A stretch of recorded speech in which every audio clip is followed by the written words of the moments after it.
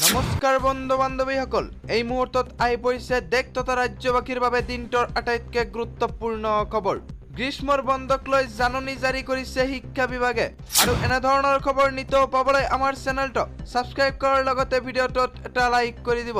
তেন্তে আহক বন্ধু বান্ধৱীসকল, আজিৰ ভিডিঅ'টো আৰম্ভ কৰোঁ। গৰমৰ বন্ধক লৈ জাননী জাৰি কৰিছে শিক্ষা বিভাগে। সহনশীলতাৰ সীমা পাৰ কৰিছে উষ্ণতাই, এইবাবে এই বিশেষ জাননী জাৰি কৰিছে শিক্ষা বিভাগে। সাংঘাতিক গৰমৰ বাবে আগুৱাই দিয়া হল গ্ৰীষ্মৰ বন্ধ। এই মুহূৰ্তত আহি পৰিছে এটা বিগ ব্ৰেকিং নিউজ। গৰমৰ দিনত ছাত্ৰ ছাত্ৰীৰ স্বাস্থ্য সুৰক্ষিত কৰাৰ স্বাৰ্থত এই সিদ্ধান্ত গ্ৰহণ কৰিছে চৰকাৰে।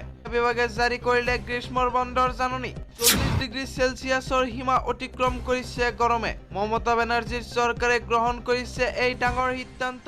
অহা 24-25 মেৰ পৰা আৰম্ভ হোৱাৰ কথা আছিল গৰমৰ বন্ধ। গ্ৰীষ্মকালীন ছুটিৰ দিন 2 মেৰ পৰা 3 সপ্তাহ আগুৱাই অনাৰ সিদ্ধান্ত মমতা বেনাৰ্জী চৰকাৰৰ। আনহাতে পাহাৰীয়া অঞ্চলৰ বিদ্যালয়সমূহক ৰেহাই দিয়া হৈছে এই নিৰ্দেশৰ পৰা।